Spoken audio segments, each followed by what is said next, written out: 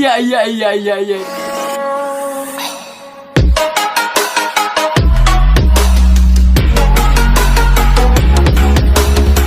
Assalamualaikum warahmatullahi wabarakatuh. Saya Ravindra Pratama, NIM 2019-268. Di sini saya akan mempresentasikan sedikit tentang inflasi dan pengangguran pada ekonomi makro. Untuk pokok pembahasan itu sendiri terdiri dari 5 pokok pembahasan. Yang pertama yaitu definisi inflasi dan pengangguran. Yang kedua yaitu hubungan antara inflasi dan pengangguran. Dan yang ketiga, dampak inflasi dan pengangguran dalam perekonomian. Yang keempat, penyebab terjadinya inflasi dan pengangguran. Dan yang kelima, contoh inflasi dan jenis pengangguran. Nah, untuk inflasi dan pengangguran definisinya yaitu inflasi merupakan suatu fenomena atas kenaikan harga barang secara terus-menerus dalam jangka waktu tertentu. Untuk inflasi itu sendiri disebabkan oleh beberapa penyebab yang nantinya akan dijelaskan di poin berikutnya. Sedangkan definisi untuk pengangguran yaitu suatu fenomena di mana seseorang tidak mempunyai pekerjaan atau sedang mencari pekerjaan. Yang selanjutnya yaitu hubungan antara inflasi dan pengangguran, di mana keduanya ini dinilai memiliki hubungan yang sangat kuat, akan tetapi hubungan antara keduanya dapat bersifat negatif, di mana semakin tinggi angka inflasi maka akan semakin tinggi pula angka pengangguran. Ya, meskipun banyak teori yang mengatakan pernyataan tersebut berbanding terbalik, di mana beberapa teori menyatakan bahwa semakin tingginya inflasi maka akan semakin mengurangi angka pengangguran. Namun teori ini dapat dikembalikan, di mana pernyataannya yaitu inflasi akan menyebabkan angka pengangguran akan kembali kepada nilai alaminya, yaitu lama-kelamaan pengangguran akan kembali kepada jumlah semula atau bahkan bisa lebih tinggi. Di mana di sini dijelaskan inflasi akan menyebabkan penurunan pendapatan oleh perusahaan yang disebabkan karena bisa saja harga produk yang dijual segini harganya melambung tinggi. Setelah itu hal tersebut akan menyebabkan ketidakmampuan dalam menggaji karyawan karena pendapatan dari perusahaan itu menurun, maka perusahaan tidak dapat memberikan upah atau gaji pada karyawan, yang kemudian mengharuskan perusahaan harus melakukan pemberhentian pekerja secara massal atau PHK secara massal. Nah, hal ini disebabkan karena perusahaan harus melakukan tindakan untuk menghemat biaya produksi, salah satunya yaitu upah atau gaji kepada karyawan. Nah, setelah masalah ini terjadi, maka akan kembali kepada masalah pengangguran, di mana pengangguran akan kembali kepada angka yang alami.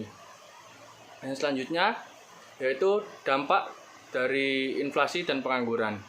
Untuk dampak inflasi itu sendiri, yang pertama yaitu harga yang terus-menerus mengalami kenaikan sehingga masyarakat akan mulai kesulitan dalam menjangkau harga tersebut untuk memenuhi kebutuhannya.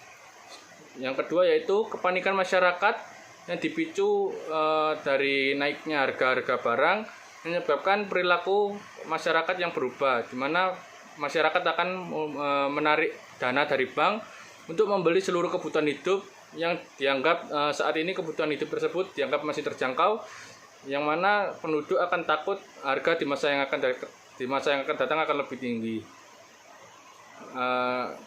Dari masalah ini akan menyebabkan bank kekurangan dana dan kekurangan pembiayaan dalam proses investasi. Yang selanjutnya yaitu produsen mempermainkan harga pasar untuk memperoleh keuntungan yang lebih besar.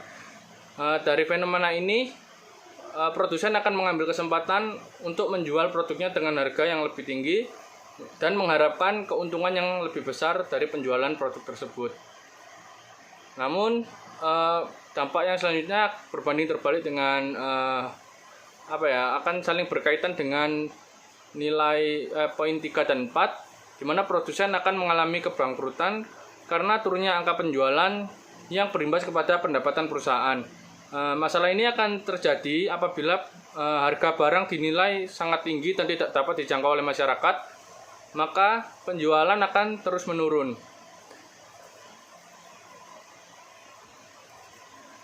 Selain itu, ini juga akan dipicu dari memicu kriminalitas daripada suatu wilayah, ya baik kerusuhan maupun penjarahan dari harta-harta yang dinilai memiliki harta yang cukup tinggi.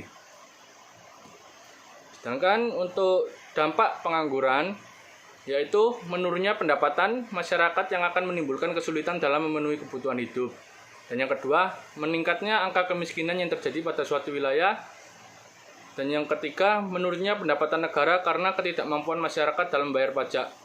Nah, ketidakmampuan masyarakat dalam membayar pajak ini akan menyebabkan pendapatan nasional berkurang, di mana pendapatan nasional itu sendiri nantinya akan digunakan untuk membangun infrastruktur ataupun juga membayar hutang internasional. Adapun penyebab terjadinya inflasi dan pengangguran, di mana untuk penyebab inflasi yang pertama yaitu tingginya permintaan. Tingginya permintaan terhadap sebuah barang atau jasa yang mengalami kenaikan akan mengakibatkan penyediaan faktor produksi dan barang menjadi menurun. Dan yang kedua yaitu meningkatnya biaya produksi. Hal ini disebabkan oleh desakan yang berasal dari keharusan produsen untuk menaikkan harga produksi yang bisa saja disebabkan oleh naiknya harga bahan baku. Dan yang ketiga yaitu jumlah uang yang beredar. Hal ini terjadi apabila harga suatu barang tetap namun jumlah uang yang beredar semakin banyak, maka akan memicu kenaikan harga barang sehingga menjadi lebih mahal. Dan yang keempat, akibat perilaku masyarakat, yang merupakan hal yang disebabkan oleh perilaku masyarakat yang berubah-ubah setiap waktu sehingga menyebabkan hal tersebut sulit untuk dideteksi. Dan yang kelima yaitu faktor luar negeri, di mana hal tersebut disebabkan oleh peningkatan atau naiknya harga barang yang di luar negeri yang biasa menjadi komoditas utama dalam suatu negara seperti minyak, mie instan, dan lain sebagainya. Sedangkan untuk penyebab pengangguran yang pertama yaitu terjadi karena adanya ketidakseimbangan antara laju pertumbuhan penduduk dan lapangan kerja yang tersedia, sehingga kapasitas lingkungan kerja tidak mampu menampung masyarakat dalam bekerja. Yang kedua yaitu tidak dimilikinya keterampilan pada masing-masing individu, sehingga perusahaan enggan mempekerjakan masyarakat tersebut. Dan yang ketiga, sistem orang dalam, di mana sistem ini menyebabkan tingginya angka pengangguran karena perusahaan mengabaikan pekerja yang hendak melamar pekerjaan, karena perusahaan lebih memprioritaskan peran orang dalam. Saat ini mungkin banyak perusahaan yang menerapkan sistem ini karena dinilai dengan cara ini maka tenaga kerja akan lebih bertanggung jawab karena menggunakan sistem orang dalam dan ada yang dipertanggungjawabkan. Namun sistem ini dinilai tidak adil bagi seluruh masyarakat. Selanjutnya yaitu cara mencegah. Yang pertama yaitu kebijakan fiskal. Kebijakan fiskal itu sendiri dapat berupa pengurangan serta penaikan pajak sehingga akan mengurangi permintaan total dan inflasi dapat ditekan.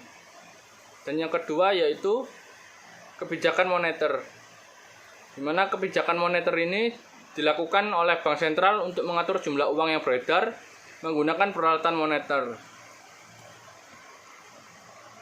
Dan yang ketiga yaitu kebijakan yang berkaitan dengan output, seperti penurunan bea masuk menyebabkan import meningkat karena kenaikan output dapat memperkecil laju inflasi. Dan yang keempat yaitu kebijakan penentuan harga dan indexing, yaitu penentuan harga didasarkan pada indeks harga, maka jika indeks harga naik maka gaji atau upah juga dinaikkan.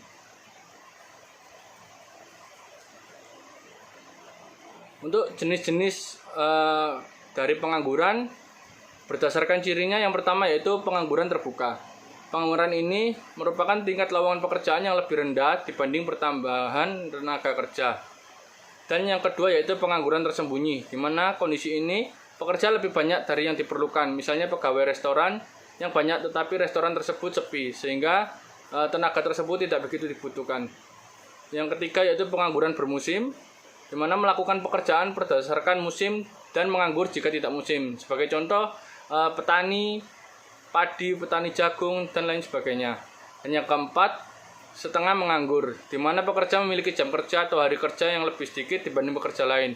Hal ini bisa berupa pekerjaan serabutan, yang mana pekerjaan ini dilakukan apabila ada kesempatan dalam bekerja.